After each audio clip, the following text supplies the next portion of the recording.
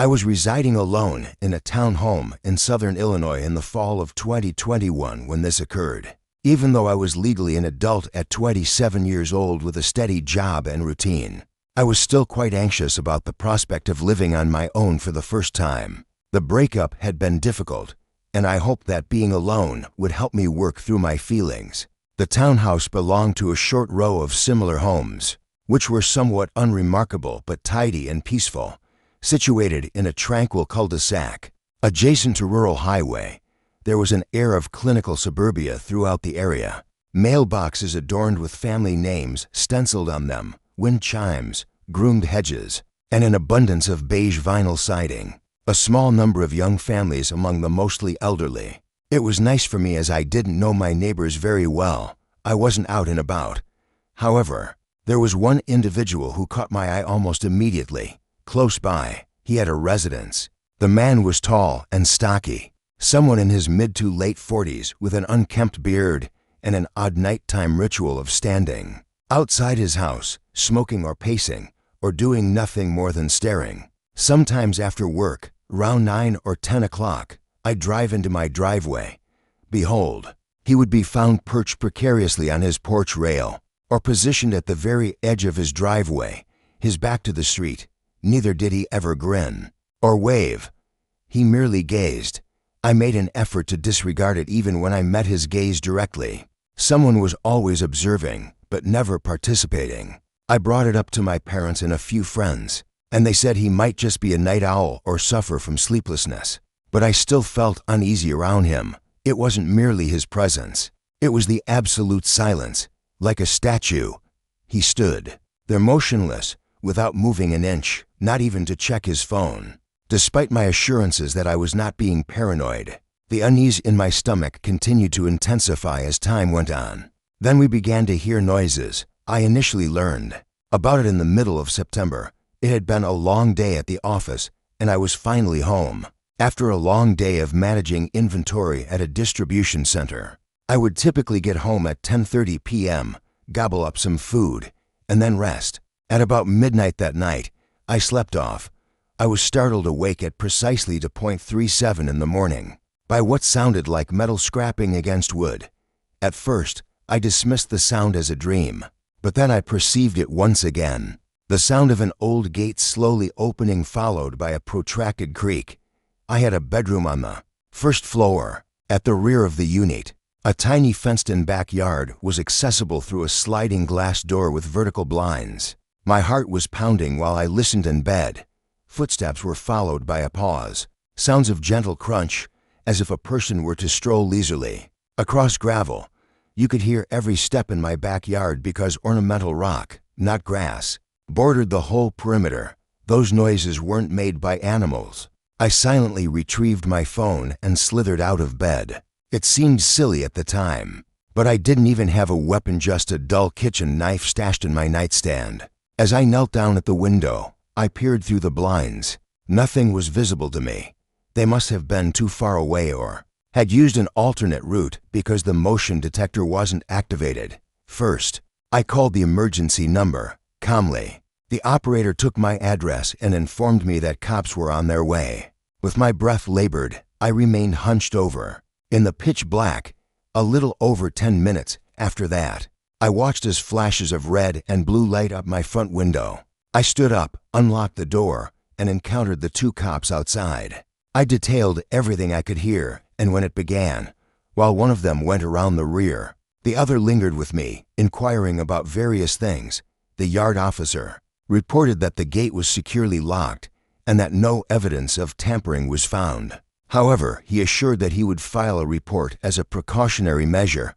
Nobody was in sight. Scratches and dents non-existent. Nearly no wrongdoing, according to one of them. It was likely just a raccoon, and their expression made it quite plain that they didn't want to waste their time with me. I stayed quiet. They departed after approximately 10 minutes. I was so upset that I stayed up all night long. I personally walked outdoors the following morning to inspect the backyard. Suddenly, I became aware of an unusual occurrence. Hidden beneath the base of the wooden gate of the fence was a flat stone, hardly bigger than a paperback book. It was previously unnoticed by me. The gate was designed to close automatically thanks to its massive spring, but the stone appeared to have been strategically placed to prevent it from closing completely. It was understated, like someone might do if they wished to return at a later time and get in quietly. The rock was flung across the yard after I picked it up. Contacted the authorities once more to report my findings. Even though they reiterated that they couldn't do anything, they did inform me that they had made a note of it in the report. Could they contact any of the nearby residents or look for surveillance cameras? I inquired. In other words, they refused to conduct an investigation unless a crime had been committed. It was as if I were going crazy. Things became worse the following night. Again, I was roused at precisely to 0.14 in the morning, this time by the sound of the handle on my back door twisting. At first, the handle jiggled softly, as if someone were testing it. Later, it jiggled more forcefully, as if someone were attempting to open it. Panicked, I bolted upright from my bed. Through the blinds, I could perceive the presence of an unseen figure, though my perception was limited. A feeling of parchedness spread across my mouth. With trembling hands, I retrieved my phone and dialed 911 once more. Crouched in the corridor, out of sight, I waited. That foolish kitchen knife was all I had. No gun, no dog. A shadow passed across the window as my motion detector went off, and I could make out its movement through the narrow opening of the blinds. It was a guy. He made no attempts to flee or hide. He did nothing but stand. Once again, the same cops turned up.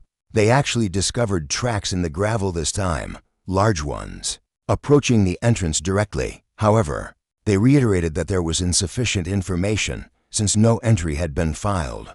I was advised to keep my doors secured, and they assured me that they would patrol the neighborhood more frequently. A camera was set up the following day. It was a Wi-Fi security camera in the middle price category. I erected one atop the rear entrance and another atop the front porch. I stayed up all night that night, turning off all lights in the living room.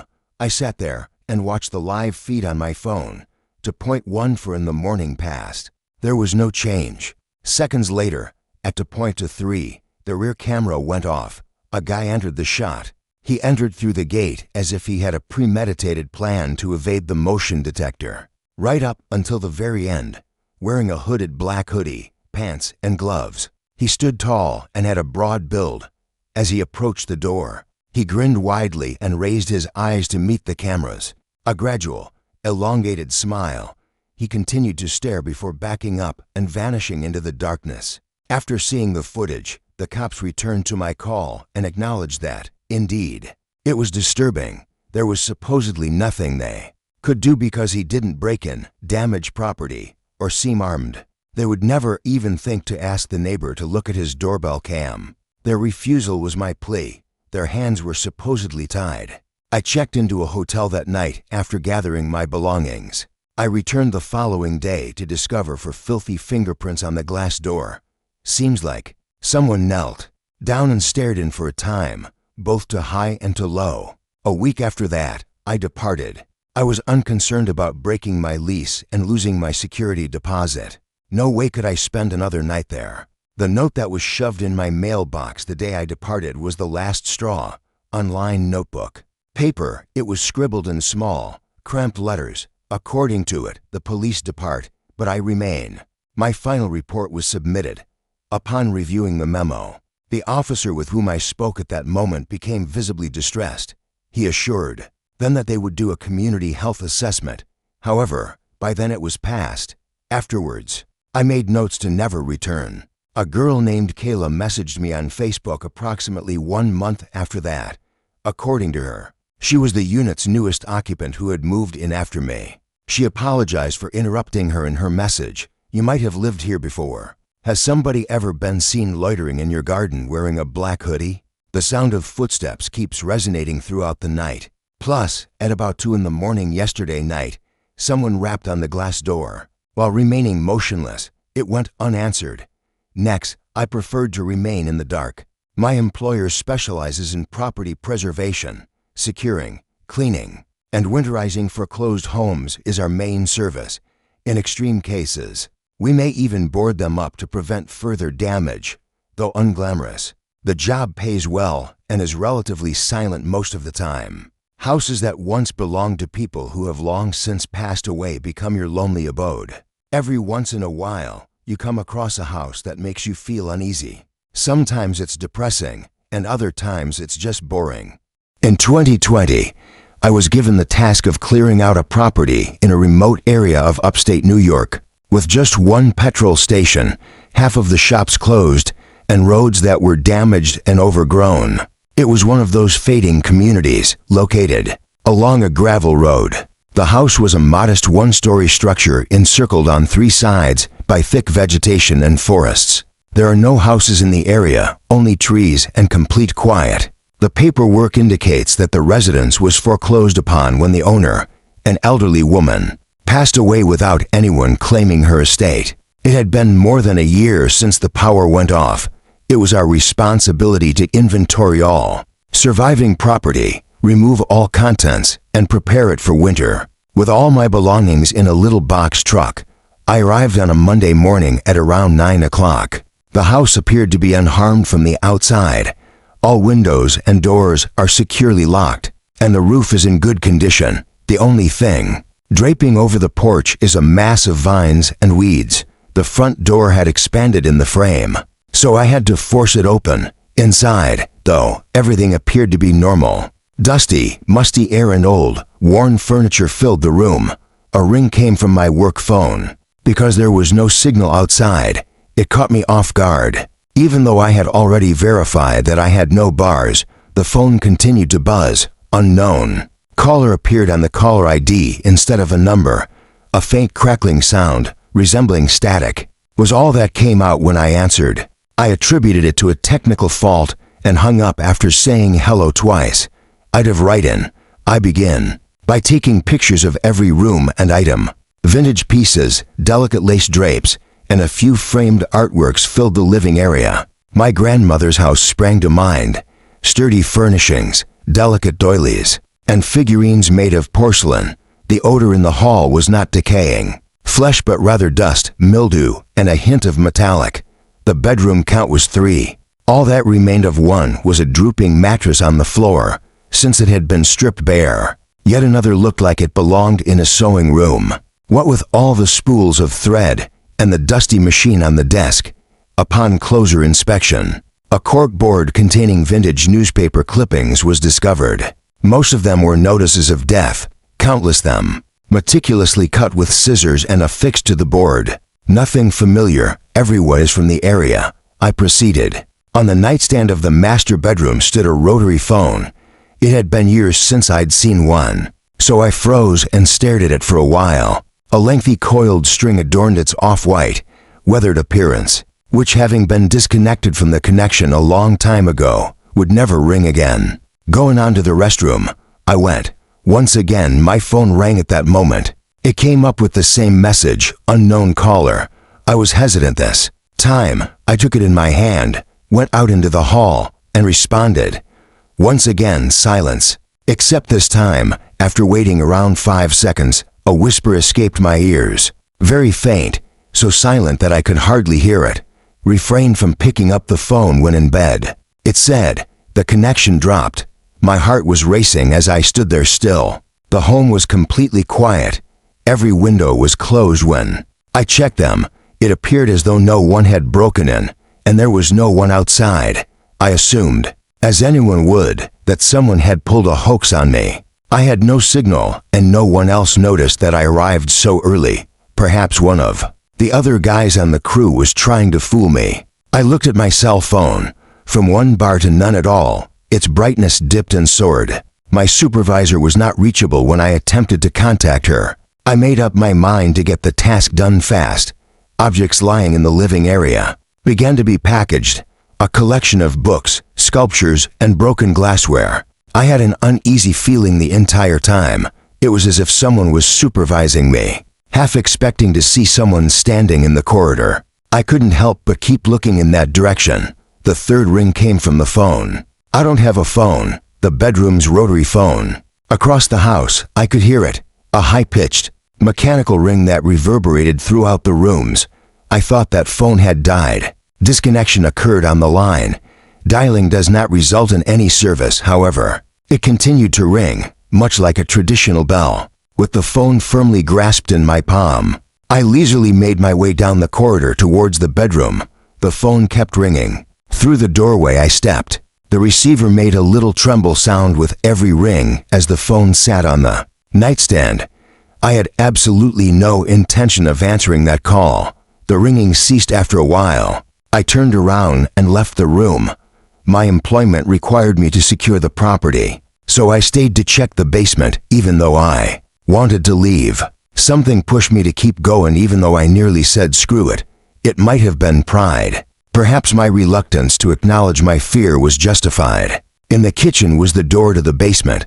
Slowly, I opened it. I down the stairs, flashlight in hand, and heard a creak. I detected the odor of mildew and a metallic tinge. Old paint cans and shattered pieces of furniture adorned the wall-mounted shelves. There was a small table in the far corner. Featured on it is a more recent model of Bluetooth phone. Adjacent to it, a stack of worn notebooks, and the material itself was dusty and gray. Taking one in my hand, I perused its pages. Names, dates, and brief sentences appeared on each page. The name is Lena H. did not answer the phone when I called on July 3, 2019. On September 12, 2019, Carl M. called and cautioned him. This was the more accurate portrayal. Hundreds of replies. Looking around the basement, I was terrified that someone was watching me from any dark corner, and I felt my heart sink out of my chest as I dropped the notebook. With a knot in my throat, I hurriedly made my way back up the stairs, keeping my gaze fixed on the ground below. The task remained unfinished. My report was promptly turned in after I returned to the office in my car.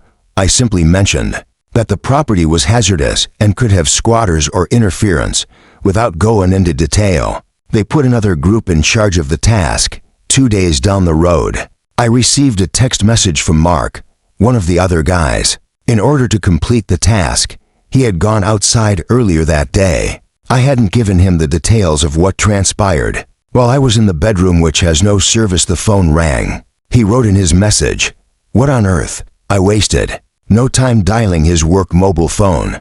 He informed me he was too terrified to answer the home phone. Mark reportedly left without giving any kind of notice the following day, and never came back to work. He is not deceased in any way. I must confess that I did ultimately search him up on Facebook.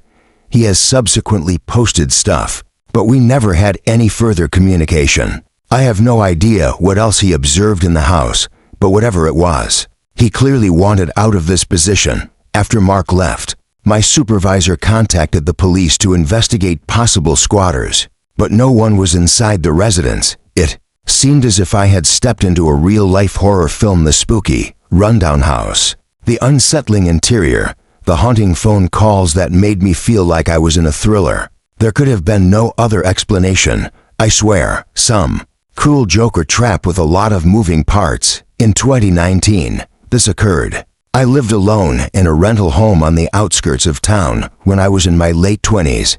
An older, one-story house with squeaky floorboards, flimsy walls, and a cramped backyard. That was the spot. It was inexpensive, though, plus it had a basement, so I could keep unused tools and furniture there.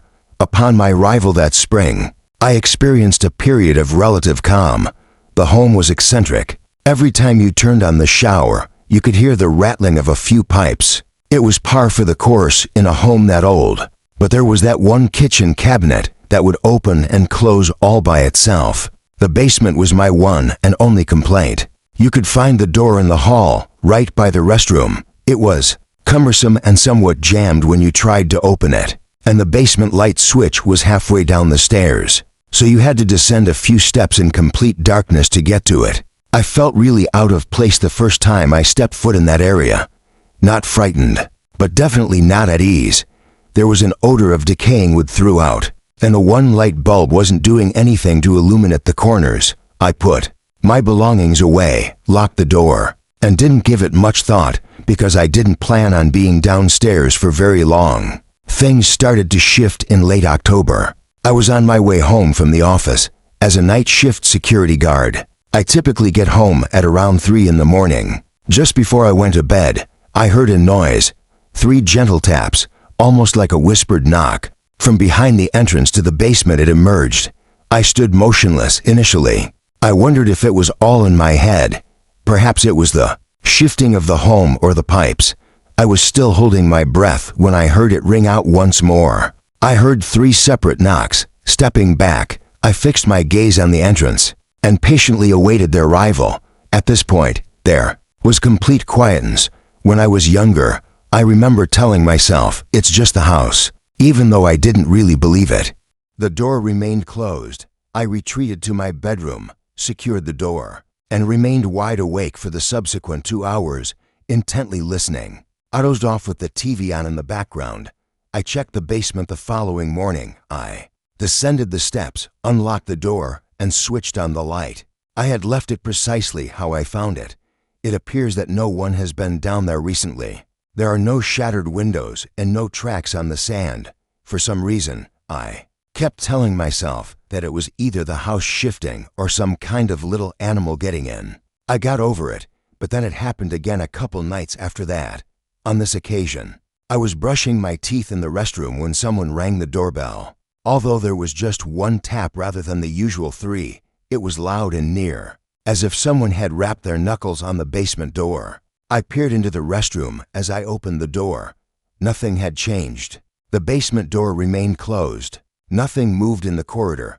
I approached the wood and rested my ear against it. I didn't hear anything at first, but then I faintly picked up what seemed like breathing. Calm and collected, as if an observer were positioned across the distance, patiently waiting. After relocking the door to my room, I retreated to my room. Contacting my landlord was my first step. Something was off in the basement, and I suspected someone had broken into the house, so I informed him about it. He expressed some skepticism, but promised to swing by and take a look. We descended into the basement together the moment he showed up in the morning. In his search, he examined every surface, from the foundation to the windows and walls. No broken or damaged items were found. No evidence of trespassing or wildlife. I remained silent. I was afraid I might come across as insane if I tried to describe what I was hearing. There was relative calm during the following week. It occurred to me that I could be overtired or hallucinating. By the end of the day, I had worked too much. On the other hand, I was watching TV on my couch at about 2 in the morning when I heard a creak sound. Coming from the basement, there was only a creak, no slam or knock. That seemed to be opening up gradually. I straightened my back and reduced the volume. The hinges' movement was audible to me, a dull, grinding squeak. The door to the basement was ajar as I stood up and peered down the corridor. A week had passed since I last opened it. It was completely out of my reach. With great care, I approached it, snatching a flashlight in my hand. I was helpless without a weapon, yet I couldn't back down. What was happening, I needed to know. From my vantage point at the top of the stairs, I directed the light downward. It was completely dark in the basement. There was no light. As I rounded the bend, I flipped the switch, not a single thing, no longer alive. Surely the light bulb has gone out. I then heard someone's feet making their way up the stairs. Despite their leisurely pace, they were unmistakably footsteps. I receded. I felt a tremor in my hands. With a firm grip on the handle, I forcefully closed the door. There was a brief moment when I thought something was pressing against the door from the other side. After that, it ceased. I contacted the authorities and secured the door.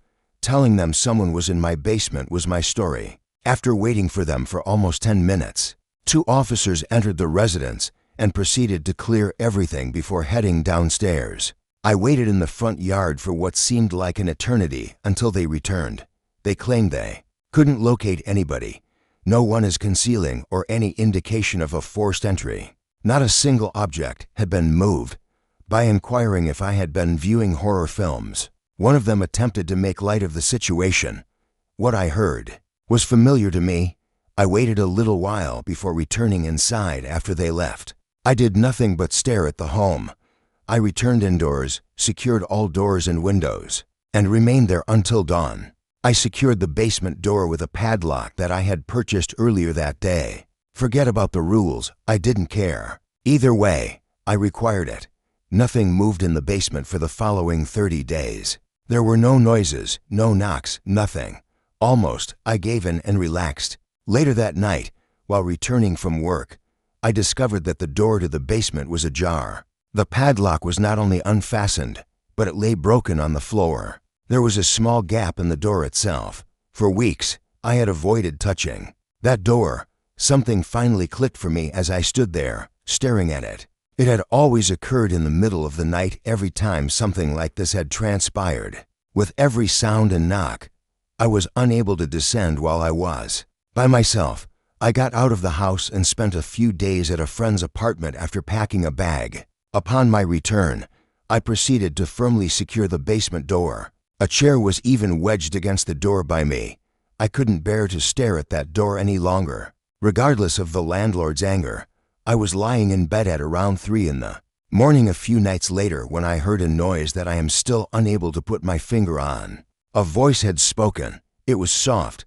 There was no perceptible sound of speech. Not even the faint rumbling of a human voice originated from a location under my bed, namely beneath the floorboards. It was that. Again, I contacted the authorities. Once again, nothing came up after they arrived and conducted their search. Then I departed with all of my belongings except for what was in the basement. The lease was already about to expire when I moved in. That basement held things I have no idea about. I prefer not to be informed. If I had waited a bit longer, what would have ascended those steps? That's all I can say on occasion. When I lie awake at night in my new flat, I ponder about all this.